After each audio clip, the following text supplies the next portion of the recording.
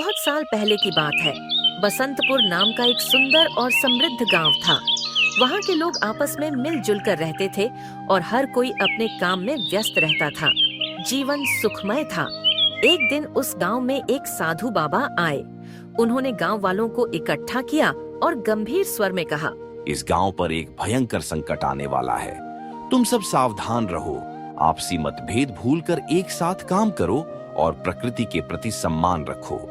गांव वालों ने उनकी बात पर हंसी उड़ाई। एक युवक बोला, बाबा, आप व्यर्थ डर फैला रहे हैं। हमारा गांव तो हमेशा खुशहाल रहा है। बाबा ने एक बार गांव की ओर देखा। उनकी आंखों में दुमुख था। उन्होंने कहा, सच्चाई का एहसास तब होता है जब समय निकल चुका होता है। और फिर वे गांव छोड़कर चले गए। कुछ ही महीनों में बाबा की भविष्यवाणी सच साबित होने लगी।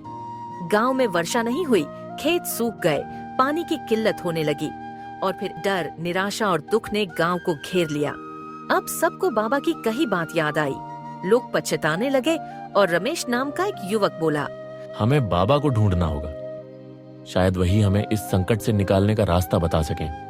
गांव के 3 लोगों रमेश, किशन और मनोहर ने बाबा की खोज में निकलने का निश्चय किया। वे जंगलों, पहाड़ों और कई गांवों से होते हुए एक आश्रम पहुँचे, जहां किसी ने बताया कि एक बूढ़े बाबा यहाँ ध्यान करते हैं। वहां पहुंचकर उन्होंने देखा कि वही बाबा एक वृक्ष के नीचे ध्यान मग्न थे। तीनों ने उनके चरणों में गिरकर माफी मांगी और सारा हाल बताया।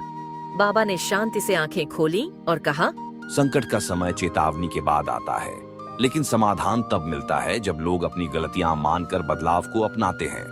बाबा बसंतपुर लौटे। उन्होंने गांव वालों को संगठित किया। उन्होंने सभी को समझाया कि जल का संरक्षण, वृक्षारोपण और आपसी सहयोग ही गांव को फिर से संजीवनी देगा।